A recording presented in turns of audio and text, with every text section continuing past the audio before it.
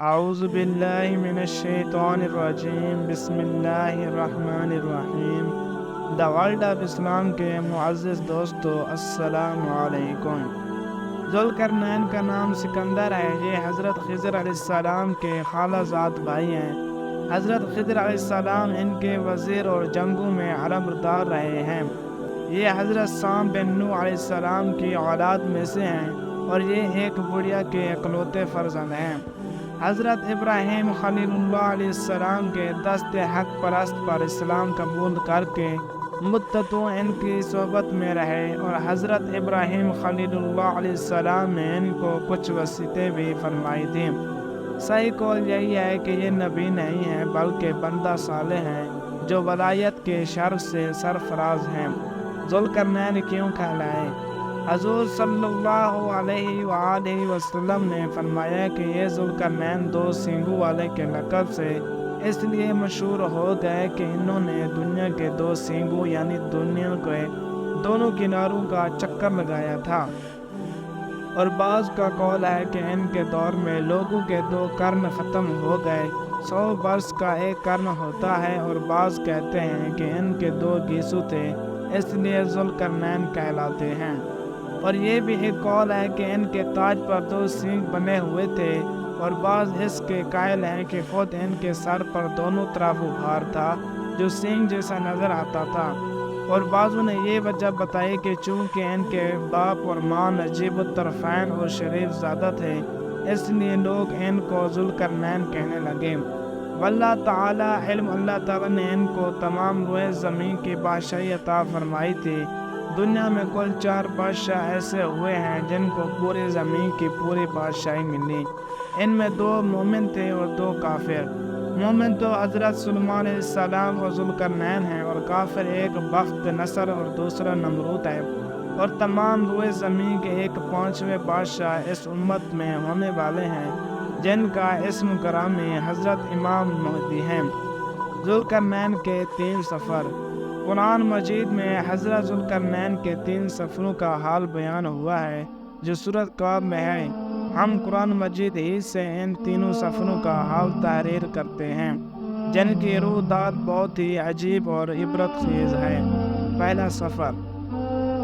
حضرت ذوالقرنین نے پرانی کتابوں میں پڑھا تھا کہ سام بن نوح علیہ السلام کی اولاد میں سے ایک شخص آب حیات کے چشمے میں پانی پی لے گا تو اس کو موت نہ آئے گی۔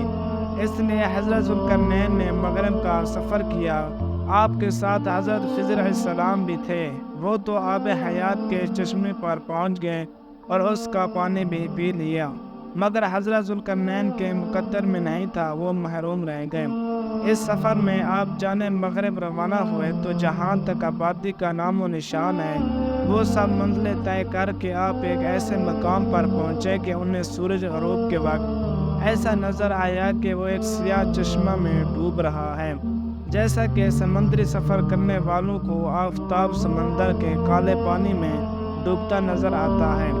وہاں ان کو ایسی قوم ملی جو جانوروں کی کھال پہنے ہوئے تھے، اس کے سوا کوئی دوسرا لباس ان کے بدن پر نہیں تھا، اور دریائی مردہ جانوروں کے سوا ان کی غذا کا کوئی دوسرا سامان نہیں تھا۔ یہ قوم ناسک کہلاتی تھی۔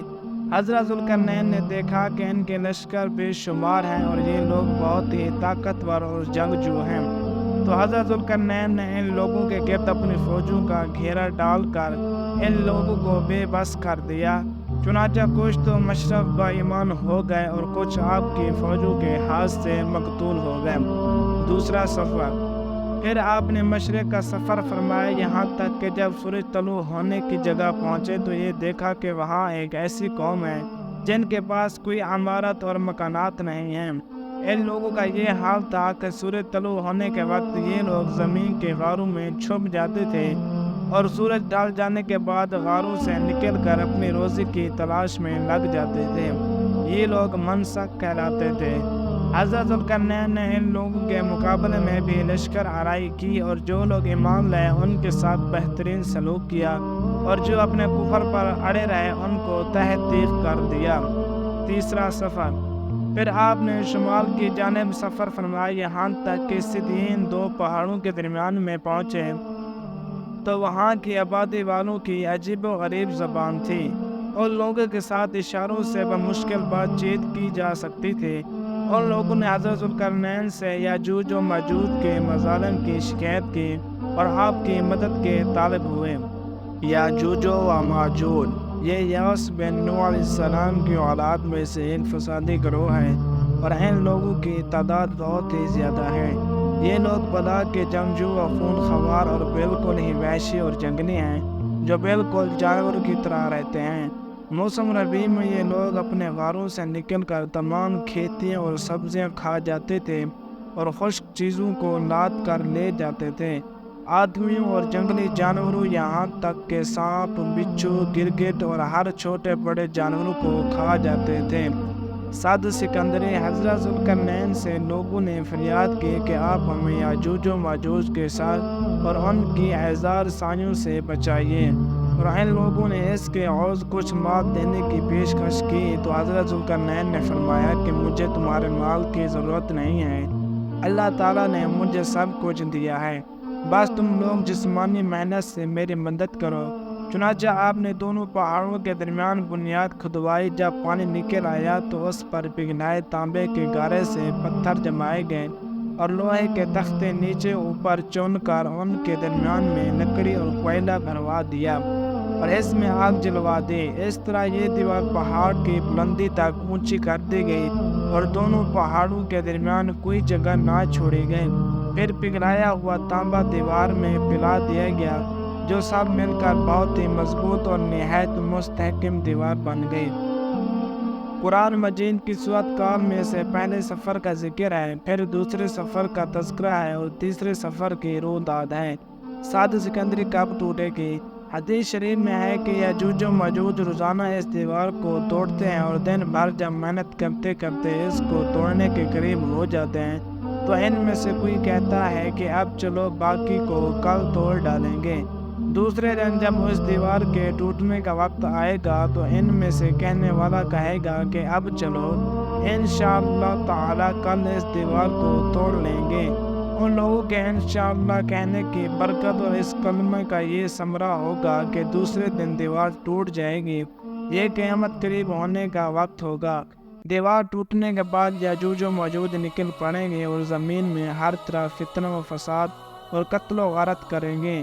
چشموں اور تالابوں کا پانی پی ڈالیں گے، جانور ہر درختوں کو کھا ڈالیں گے، زمین پر ہر جگہوں میں پھیل جائیں گے، مگر مکہ مکرمہ و مدینہ طیبہ و بیت المقدس ان تینوں شہروں میں یہ داخل نہ ہو سکیں گے۔ پھر حضرت عیسیٰ علیہ السلام کی دعا سے ان لوگوں کی گردنوں میں کیڑے پیدا ہو جائیں گے اور یہ سب ہلاک ہو جائیں گے۔ قرآن مجید میں ہے ترجمہ، یہاں تک کہ جب کھولے جائیں گے یاجوج و ماجوج اور وہ ہر بلندی سے ڈھلکتے ہوئے دوڑتے ہوئے آئیں گے۔ آخر میں اللہ تعالیٰ سے دعا چاہتا ہوں کہ اللہ تعالیٰ پوری امت مسلمہ کو دجال اور یاجوج و ماجوج کے شر اور فتنے سے محفوظ رکھے، آمین۔